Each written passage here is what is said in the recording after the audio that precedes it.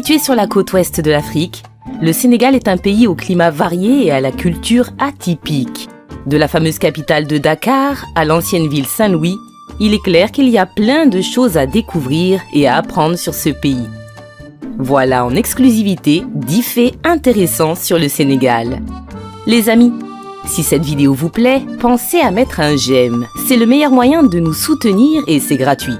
Dites-nous de quel pays vous voulez qu'on parle en vidéo et surtout, n'hésitez pas à vous abonner à notre chaîne et à activer la cloche des notifications pour être mis au courant dès qu'une nouvelle vidéo sort.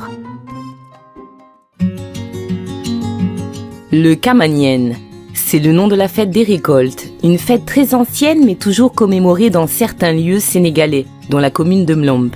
Cette célébration, qui a lieu vers la fin du mois de février, marque officiellement la fin des récoltes du riz en libérant les animaux qui protégeaient les cultures, le début de l'an et le moment d'exprimer sa gratitude envers Dieu de sa générosité, dans l'espoir de vivre jusqu'à la prochaine récolte. Toute cette fête a pour maître mot la solidarité et le partage, avec la préparation de grands repas dans toutes les familles. Plus qu'une fête, le Kamanienne se présente ainsi comme une réunion de tous les habitants, réunion à la fois socio-culturelle, mais aussi administrative. Que vient faire l'administratif, pensez-vous ? Eh bien, afin de marquer la date de l'événement, les organisateurs de la fête consultent un groupe de sages, qui en confirment le bon déroulement. L'annonce officielle se fait alors par un chant très spécifique. La fête de la récolte se termine alors, après plusieurs jours, sur un grand combat de lutte traditionnelle, opposant des jeunes pour mettre en avant leur courage.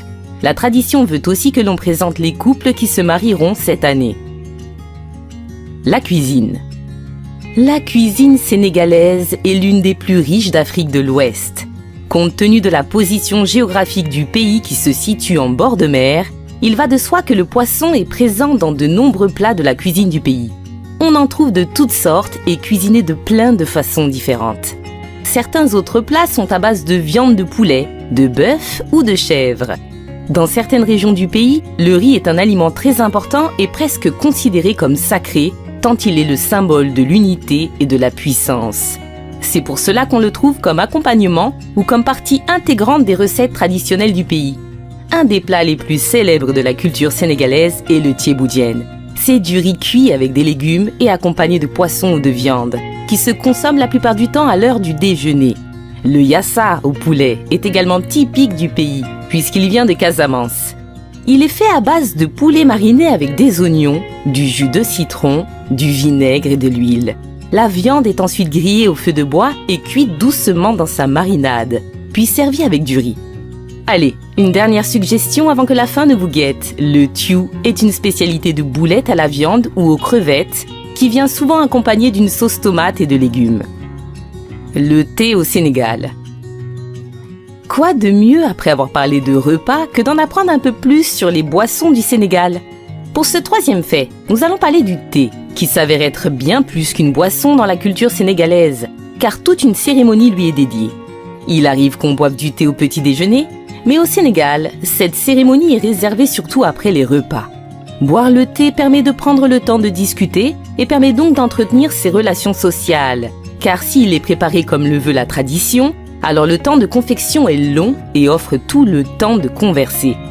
La cérémonie veut qu'on serve un thé à la menthe, et ce à 3 reprises. On sert le thé à ses invités en premier, par signe de respect. Les termes utilisés afin de désigner le thé, la théière ainsi que les feuilles de menthe, viennent tout droit de la langue arabe et traduisent la présence d'une influence berbère dans cette tradition. Style musical. Bon, assez parlé de nourriture et de boissons, découvrons à présent la culture musicale du Sénégal. Un style tout particulier retient notre attention, le mbalax, prononcé mbala.